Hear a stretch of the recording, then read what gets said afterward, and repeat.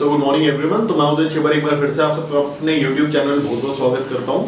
तो जैसा आपको याद होगा, हमने मैराइन इकोसिस्टम स्टार्ट किया हुआ था और मैराइन इकोसिस्टम में हमने जो लास्ट वाला लेक्चर अपना खत्म किया था वो किया था फाइटोप्लैंक्टन, जू प्लैंक्टन, बेसिकली प्लैंक्टन।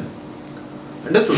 अब प्लैंक्टन जिसने लेक्चर देखा बहुत बढ़िया, उन्हें पता रहेगा। जिन्हें नहीं पता तो अगर मैं वैसे बेसिक की बात करूँ तो प्लैंक्टन बेसिकली वो ऑर्गेनिजम्स होते हैं या वो लिविंग स्पीशीज होते हैं जो आपके मैराइन इकोसिस्टम में फाउंड होते हैं, मींस पानी के अंदर फाउंड होते हैं। अंडरस्टूड? अब प्लैंक्टन की दो टाइप रहती हैं। First one is phytoplankton, second one is जू प्लैंक्टन। फाइटोप्लैंक्टन हम बेसिकली उन चीजों को कवर करते हैं जो रिलेटेड टू फ्लोरा रहती हैं, प्लांट्स के रिलेटेड रहती है, मैराइन प्लांट्स के। और जू प्लैंक्टन हम उसमें उनको कहते हैं जो आपके एनिमल से रिलेटेड रहती है। अंडरस्टूड? तो फाइटो एंड जू, इसका एग्जांपल भी हमने दिया था। फाइटो मींस फोटोसिंथेसिस, तो वो रिलेटेड टू प्लांट्स रहेगा। जू मींस जहां पे हम एनिमल्स को रखते हैं तो वो रिलेटेड टू जू रहेगा। अंडरस्टूड? तो आज का जो हमारा लेक्चर है बेसिकली वो एक्वेटिक इकोसिस्टम के बारे में है। एक्चुअल में मैराइन इकोसिस्टम में जब हम बात करते हैं प्लैंक्टन की, तो प्लैंक्टन सिर्फ एक टाइप है। मैं अगर बेस क्लासिफिकेशन और करूं तो plankton one of the classification है मैराइन इकोसिस्टम की। अंडरस्टूड? जब हम पानी के या समुद्र के या ओशन के अंदर की बात करते हैं तो उसमें कई टाइप के आपको स्पीशीज दिखेंगे, जिसमें से प्लैंक्टन सिर्फ एक टाइप है। अंडरस्टूड? तो आज जो रिमेनिंग टाइप्स हैं उसके बारे में बात करेंगे और ओशन से रिलेटेड प्रैक्टिकली क्या इंपॉर्टेंस रहती है, क्या टर्मिनोलॉजी यूज होती है, वो बात करेंगे। अंडरस्टूड? तो चलिए स्टार्ट करते हैं। जब मैं एक्वेटिक इकोसिस्टम को क्लासिफाई करूंगा तो क्लासिफिकेशन बेसिकली 5 टाइप्स की निकल के आती हैं। अंडरस्टूड? अगर मैं नाम की बात करूं तो first one is neuston, periphyton, plankton, nekton and benthos. Okay, simple terminologies हैं ये। आपको एनवायरनमेंट इकोलॉजी में मैराइन इकोसिस्टम में पार्ट आता है ये, और कई बार डायरेक्ट क्वेश्चन इनका डायरेक्ट टर्मिनोलॉजी से आता है। तो मेरा फोकस है सब्जेक्ट में टर्मिनोलॉजीज का ज्यादा है ताकि आपके माइंड में रहे। तो जो न्यूस्टन रहता है, न्यूस्टन क्या रहता है? न्यूस्टन आपका रहता है वो सरफेस जो आपका पानी और हवा मींस दोनों के पेरिफेरल पे रहता है। अंडरस्टूड? मतलब वो मींस सिंपल लैंग्वेज में बात करूं तो top surface of the water, ocean है, सी है, उसके टॉप सरफेस पे आपको जितने भी स्पीशीज मिलेंगे, जो भी मिलेंगे, वो सभी आपके न्यूस्टन होंगे। ओके, न्यूस्टन कैटेगरी के होंगे। सेकंड आता है पेरीफाइटन। पेरीफाइटन आपका प्लांट स्पीशीज रहता है। ये वो रहते हैं जो आपके ओशन के बिल्कुल डीप में जाओ, मतलब जो बेसिकली फ्लोर से कनेक्टेड है, रूट से कनेक्टेड है। अंडरस्टूड? वो रहते हैं आपके periphyton. Third one is plankton. Plankton के बारे में हमने लास्ट वीडियो में बात की है, तो इस पे मैं ज्यादा फोकस नहीं करूंगा। ये माइक्रोस्कोपिक ऑर्गेनिजम्स होते हैं, आपको पता है। नेक्स्ट आता है नेक्टन। नेक्टन आपके आगे हैं जो समुद्र के बीच में रहते हैं। 2 mm से लेके ब्लू व्हेल जितना इनका साइज रहता है, और ये स्विम कर सकते हैं, पावरफुल होते हैं, अटैक कर सकते हैं। अंडरस्टूड? ये सभी आ जाते हैं नेक्टन में। और लास्ट आता है बेंथोस। बेंथोस आप ये कह सकते हैं कि बेंथोस और आपका पेरीफाइटन ये बेसिकली एक लेवल पे रहते हैं।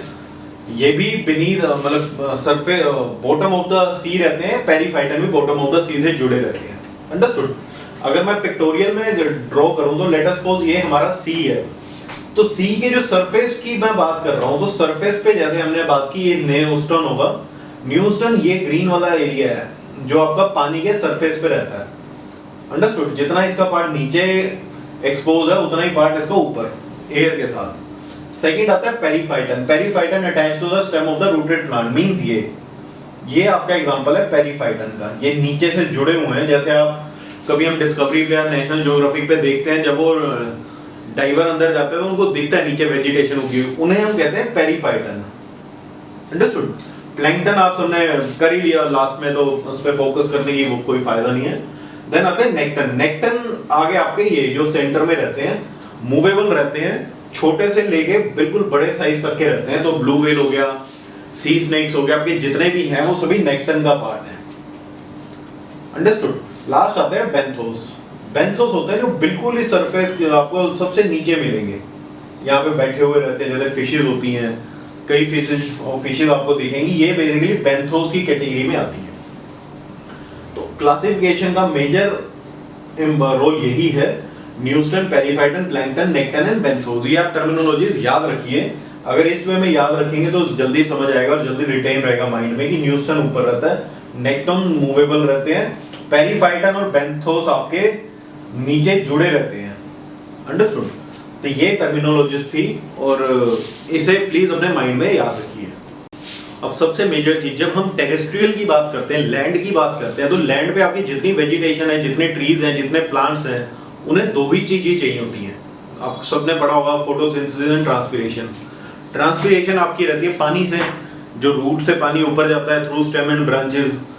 फोटोसिंथेसिस के लिए चाहिए होती है सनलाइट। अंडरस्टूड? सिंपल लैंग्वेज है, सनलाइट होगी तो फोटोसिंथेसिस होगी, फोटोसिंथेसिस से प्लांट ग्रो करेंगे, अपना खाना बनाएंगे, जो बचपन में देखते थे, क्लोरोफिल, ग्रीन पिगमेंट, ये सभी चीजें हमने पढ़ी हुई हैं।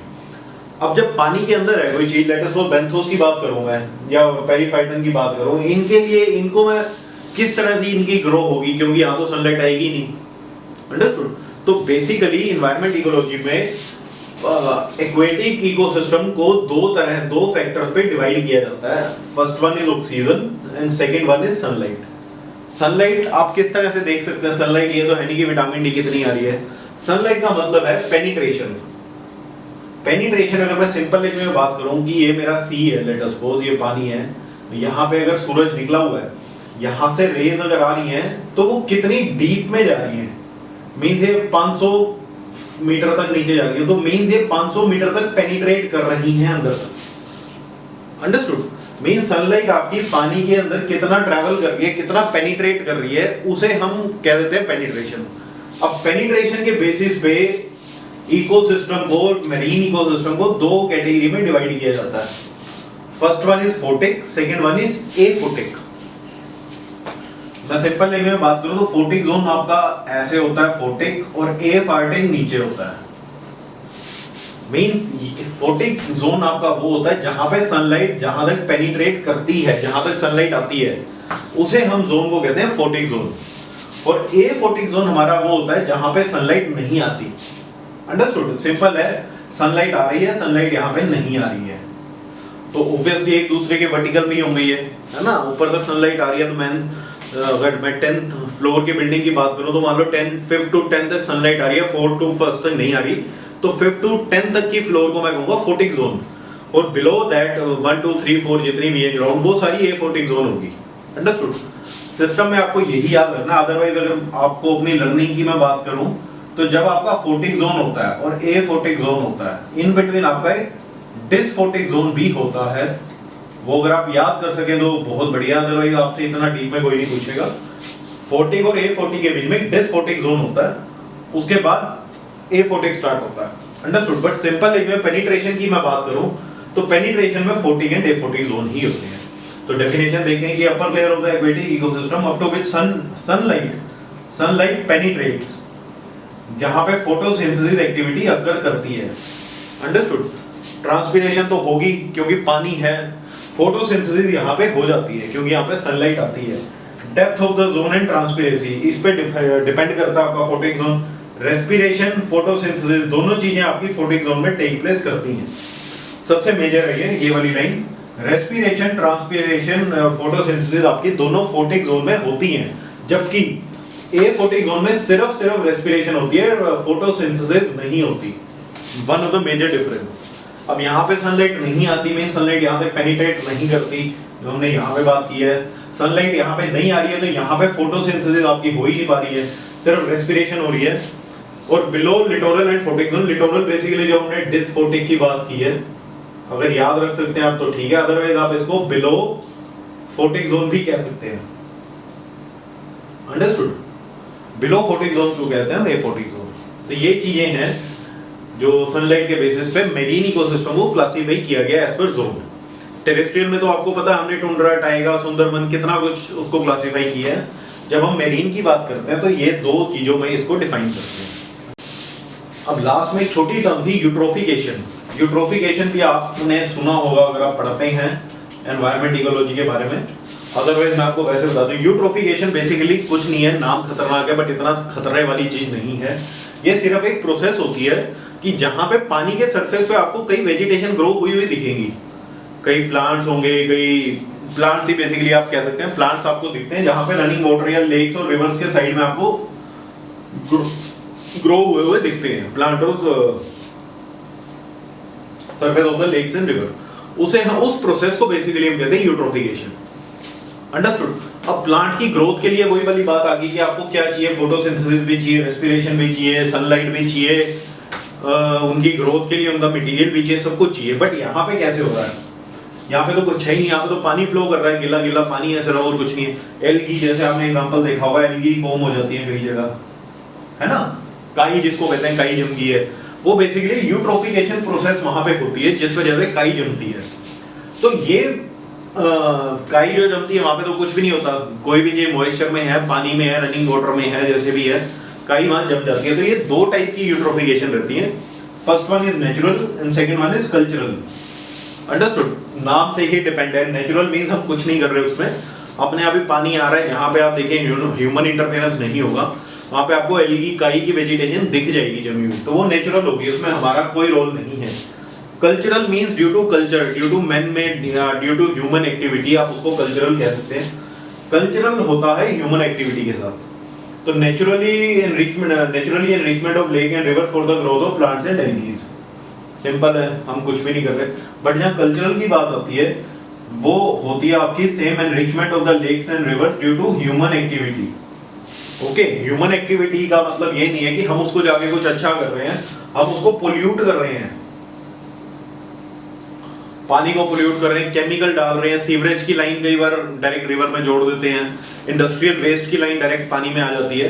तो वो सब पोल्यूशन की वजह से जो कल्चरल यूट्रोफिकेशन होता है, उस वजह से कई खतरनाक वेजिटेशन आपकी पानी के अंदर ग्रो करती है, जिस प्रोसेस को हम कहते हैं कल्चरल यूट्रोफिकेशन। अंडरस्टूड। दो ही तरह की रहती है, इसमें सिर्फ आपको नाम पता हो यूट्रोफिकेशन और कितने टाइप की रहती हैं, ज्यादा डीप में जाने की जरूरत नहीं है, सिर्फ टर्मिनोलॉजीज पे फोकस रखिए ताकि आपको जब क्वेश्चन में आए तो आप इसको with respect to question relate कर सकें कि हाँ मतलब इसका ये रहता है, दो टाइप की रहती है, क्वेश्चन में क्या पूछा हुआ है। अगर ओड वन आउट है, तीन में से एक ऑप्शन सिलेक्ट करना है या चार में से तीन सही है, तो उतना आपको समझ आए, सिर्फ उतना समझिए इसको, टर्मिनोलॉजीज को। अंडरस्टूड। और कोशिश कीजिए इनको माइंड में रिटेन करने की, क्योंकि एनवायरमेंट इकोलॉजी एक ऐसा सब्जेक्ट है जिसमें आपको टर्मिनोलॉजीज अगर पता है तो आप बहुत प्यार से क्वेश्चन कर सकते हैं।